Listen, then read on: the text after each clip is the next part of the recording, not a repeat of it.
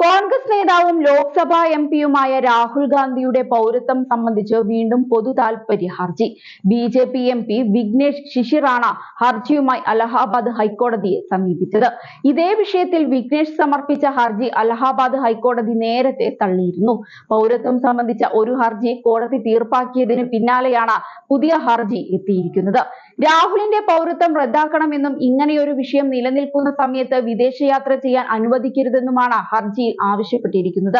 വിഷയത്തിൽ തീരുമാനമെടുക്കാനുള്ള സമയപരിധി നിശ്ചയിക്കാൻ കഴിയില്ലെന്ന് കേന്ദ്രം അറിയിച്ചതിനെ തുടർന്ന് മറ്റ് നിയമ നടപടികൾ സ്വീകരിക്കാൻ ഡിവിഷൻ ബെഞ്ച് വിഘ്നേഷിന് സ്വാതന്ത്ര്യം നൽകി.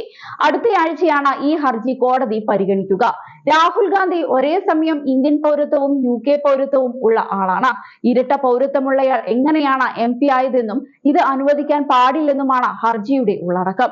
രാഹുലിന്റെ പാസ്പോർട്ട് റദ്ദാക്കണമെന്നും MP-ക്കെതിരെ ക്രിമിനൽ കേസെടുക്കണമെന്നും ഹർജിക്കാരൻ ആവശ്യപ്പെടുന്നു. ഹർജി തീർപ്പാകും വരെ രാഹുൽ വിദേശയാത്ര ചെയ്യാൻ പാടില്ലെന്നും അല്ലെങ്കിൽ രാഹുൽ നാടുവിടുമെന്നും BJP MP ആരോപിക്കുന്നു. നേരത്തെ സമർപ്പിച്ച ഹർജിയിൽ രാഹുൽ ഗാന്ധിയുടെ തിരഞ്ഞെടുപ്പ് വിജയം റദ്ദാക്കാൻ തിരഞ്ഞെടുപ്പ് കമ്മീഷണറോട് നിർദ്ദേശിക്കണം എന്നതായിരുന്നു ആവശ്യം. കൂടാതെ CBI അന്വേഷണവും ആവശ്യപ്പെട്ടിരുന്നു. ഈ ഹർജി അലഹാബാദ് ഹൈക്കോടതി തള്ളുകയായിരുന്നു. തുടർന്നാണ് വീണ്ടും ഹർജിയുമായി വിഘ്നേഷ് രംഗത്ത് വന്നിരിക്കുന്നത്.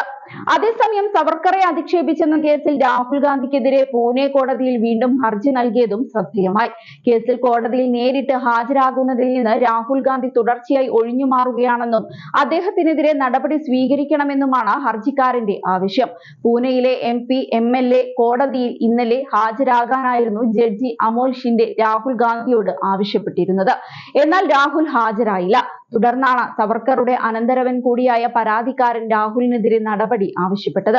2023 മാർച്ച് 5-ന് രാഹുൽ ഗാന്ധി ലണ്ടനിൽ നടത്തിയ പ്രസംഗത്തിൽ സവർക്കറെ അധിക്ഷേപിച്ചുവെന്നാണ് പരാതി. പ്രസംഗത്തിന്റെ വീഡിയോയും സവർക്കർ എഴുതിയ മാധി ജൻ മതേബ് ഹിന്ദുത്വ എന്നീ പുസ്തകങ്ങളും നൽകണമെന്ന് രാഹുൽ ഗാന്ധിയുടെ അഭിഭാഷകൻ ഏപ്രിൽ 25-ന് ആവശ്യപ്പെട്ടിരുന്നു.